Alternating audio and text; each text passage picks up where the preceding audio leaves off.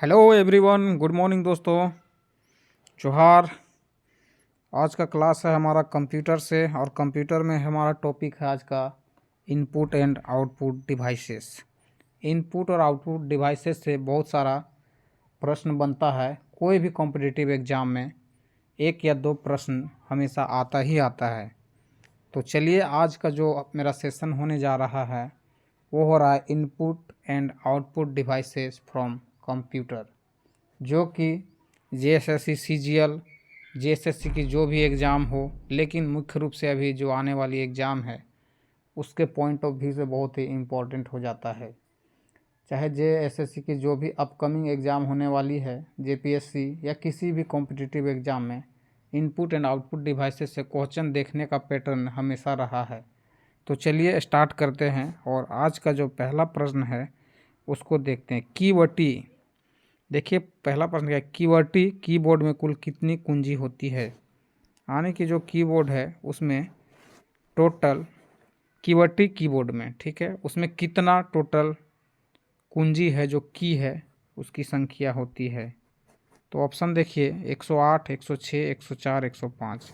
तो इसका correct answer हो जाएगा option number C, that is 104। 104 कुंजी होता है, याद रखेंगे, ठीक है। कीवर्टी कीबोर्ड में कितना होता है? 104, 104। चलिए नेक्स्ट देखते हैं। टैब की का प्रयोग किस लिए किया जाता है?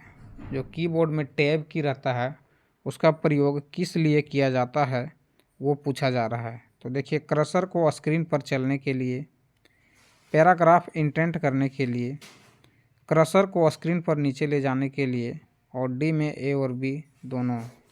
इसका सही आंसर हो जाएगा both A and B. Both A and B इसका करेक्ट आंसर हो जाएगा, यानी कि option number D is right answer. Next question देखिए, निम्नलिखित में से कॉम्बिनेशन की किसे कहते हैं? कॉम्बिनेशन की किसे कहते हैं? मतलब किसी भी की को प्रयोग करने से पहले उस की को प्रेस करने के बाद ही कॉम्बिनेशन के थ्रू जो करते हैं, कॉम्बिनेशन की क्या है? तो देखिए, ऑल्ट की है, ऑल्ट की, शिफ्ट की, इंटर की, पेज अप की। तो इसका करेक्ट आंसर हो जाएगा आपका शिफ्ट की। Right answer is a shift की। तो क्या है मेरा इसका आंसर हो जाएगा शिफ्ट की हो जाएगा, ठीक है। मतलब option number B is a right answer, shift की। नेक्स्ट क्वेश्चन देखिए, निम्नलिखित में से किस समूह में केवल इनपुट डिवाइस है? इसमें इनपुट डिवाइस से ही पूछा गया, इसमें पहचान करना है कि कौन सा इनपुट। देखिए, A number mouse keyboard monitor, B mouse keyboard printer, C में देखिए माउस कीबोर्ड स्कैनर, और डी इनमें से कोई नहीं। तो इसका करेक्ट आंसर क्या हो जाएगा? देखिए, माउस भी इनपुट डिवाइस है, कीबोर्ड भी इनपुट डिवाइस, और स्कैनर भी क्या है? इनपुट डिवाइस है। तो इसका मतलब ये क्या है? मेरा ऑप्शन नंबर सी में ये इसका क्या हो जाएगा? राइट आंसर हो जाएगा। माउस कीबोर्ड स्कैनर क्या है? एक इनपुट डिवाइस है। चलिए नेक्स्ट क्वेश्चन देखते हैं।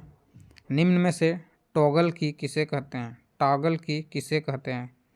इंटर की, नम लॉक की, कैप्स लॉक की, बी और सी दोनों। यानी कि इसको क्या बोलते हैं? इंटर की भी बोलते हैं और कैप्स लॉक की भी बोलते हैं। इसका मतलब बी और सी ऑप्शन नंबर जो है वो करेक्ट है। ऑप्शन नंबर बोथ क्या क्या है? Both B and C is right answer, that is इसका ऑप्शन हो जाएगा मेरा option number D is, sorry, option number D इसका हो जाएगा, क्या हो जाएगा?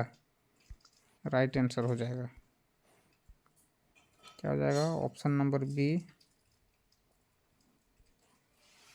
सॉरी डी हो जाएगा, डी राइट आंसर।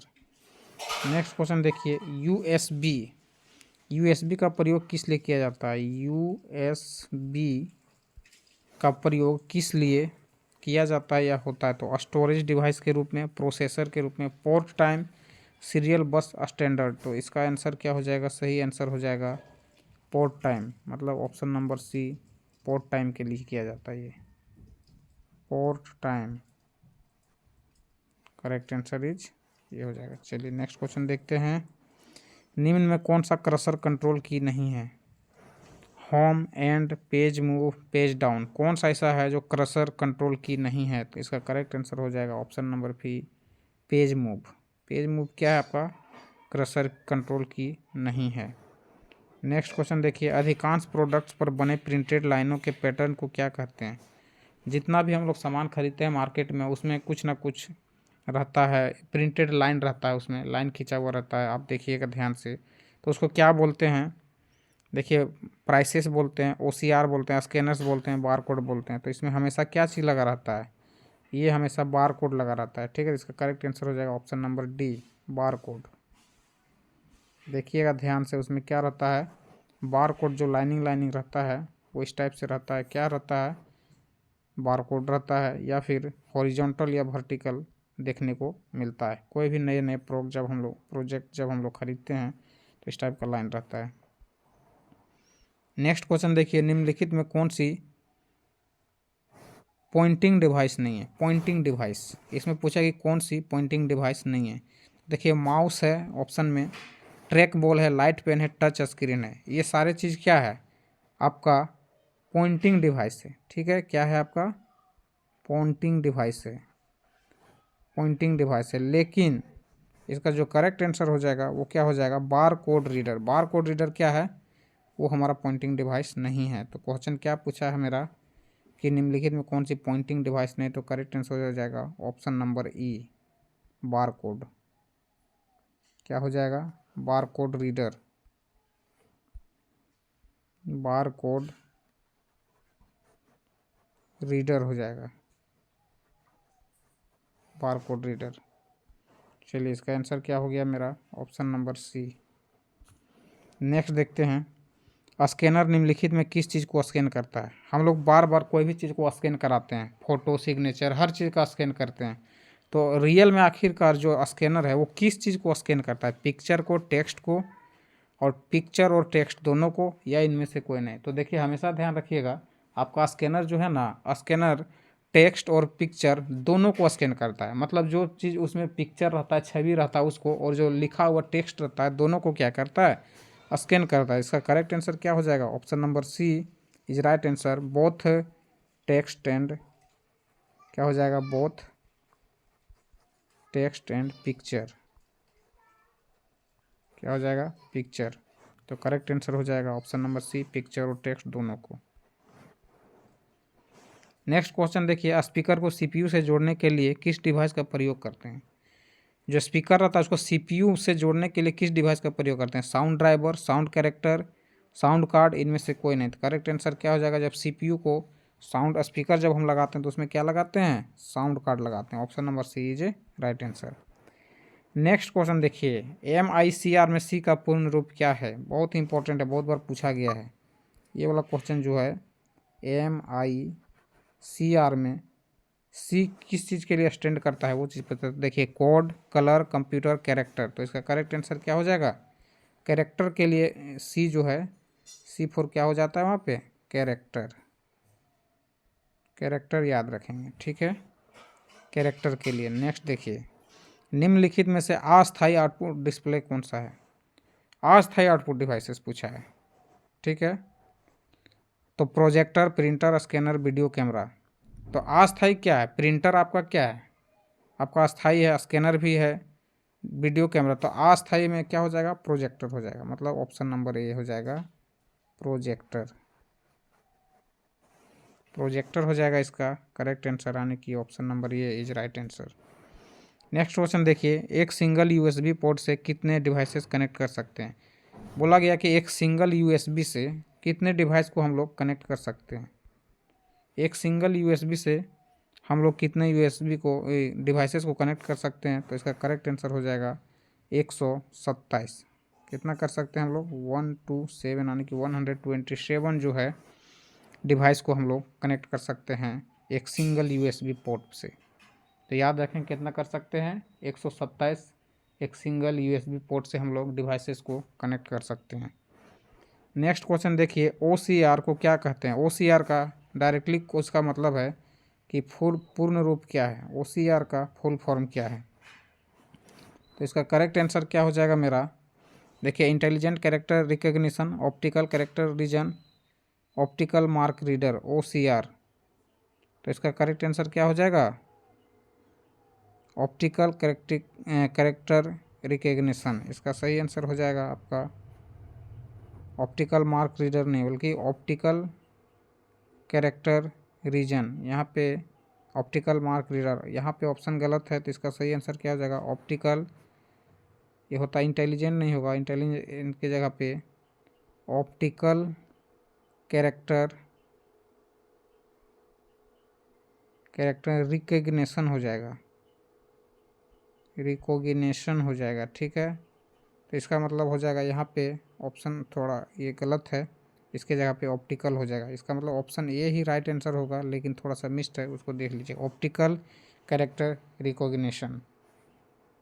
चलिए नेक्स्ट क्वेश्चन देखते हैं। अस्थायी आउटपुट प्राप्त करने हेतु किसका सर्वाधिक उपयोग होता है?